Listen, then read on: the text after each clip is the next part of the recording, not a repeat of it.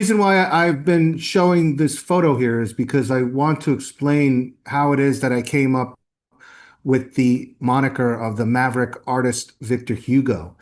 When I was living in Florida, I was a businessman and I was also an elected official in North Bay Village, which is near Miami Beach. And I ended up developing a relationship with a serial killer spinal surgeon named Dr. Charles C. Edwards, who was grooming me to be a serial killer. It's interesting. In my life, I've been groomed to be the most horrible of human beings. And so I know how to kill and get away with it. But I've chosen not to because the one thing that resonated with me and why I chose to make the film Crackhead Jesus the movie was because when I asked Dr. Charles C. Edwards, who works at Mercy Hospital in Baltimore, Maryland, as the premier spinal surgeon who invented the spinal screw, he's still out there, by the way, just like Anthony Fauci and Bill Gates and all these other serial killers are still out there acting like philanthropists.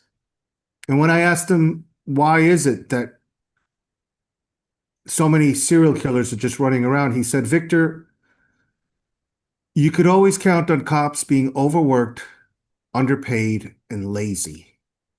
And you can count on lawyers being greedy. And he said, in order to get away with murder, Victor, what you have to do is you have to visit all the best lawyers in any town where you plan on killing before you kill. And just spend 15 minutes with them. And when you do that, you create a conflict of interest. So none of them will be able to go against you as a prosecutor if they ever become a prosecutor because they will ask them, have you ever represented this guy? And they will have to say yes. In the So I 90s, was like, Victor, I did military police training, and if I recall right, I think that the homicide solved rate, they don't like this out. I think it's 4.5%. I mean, yeah. somebody maybe fact check me in the stats. What's the homicide solved rate in the United States? And I think it's like a single digit. It's abysmal. You know what I Yeah. mean? That means they don't even get, 1 in 10. And then So he that a lot of serial killers go into the profession of medicine because as a nurse, you can kill people and get away with it. As a pharmaceutical company, as Albert Bourla and the owner of Moderna and all those people involved, they know they're poisoning people, but they're never going to go to jail for it. His thing was being a surgeon. He got a kick out of it. He got a thrill, the adrenaline rush. And then he knew that he could just kill patients because the insurance covers it and the hospital's not going to say anything. I've contacted the Washington Post, the Baltimore Sun, all the newspapers. I actually drove from New York to that area to let them know, hey, listen, you have a serial killer on the loose here. And it turns out that he also conflicted himself out with the Washington Post because he used to be a ghostwriter for the Washington Post. So they don't want anybody to know that they've had a serial killer working for them. The guy's a genius. These serial killers are geniuses. So that's what the story of the Crackhead Jesus trials is about. It's about my relationship with a crackhead who had a Jesus complex, who taught me that the justice system is a litigation vortex and that it's a legal mafia, and a serial killer who told me that you can get away with murder in the United States because the police are overworked, underpaid, and lazy, and lawyers are greedy.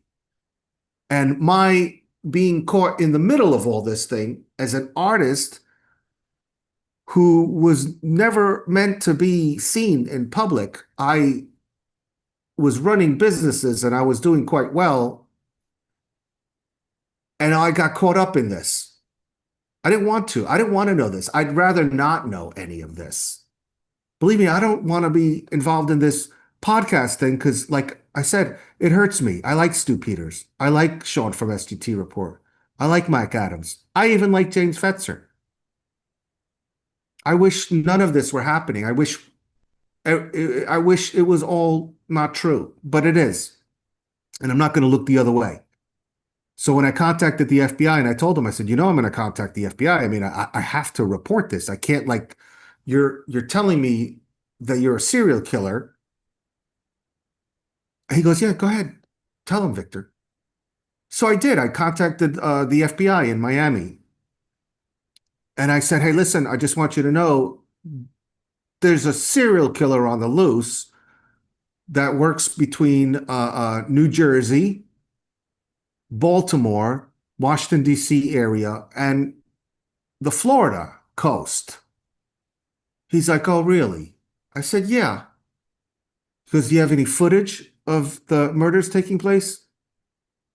I said, let me get this straight. Are you asking me if I'm following this guy around making snuff films? Wouldn't that make me an accomplice?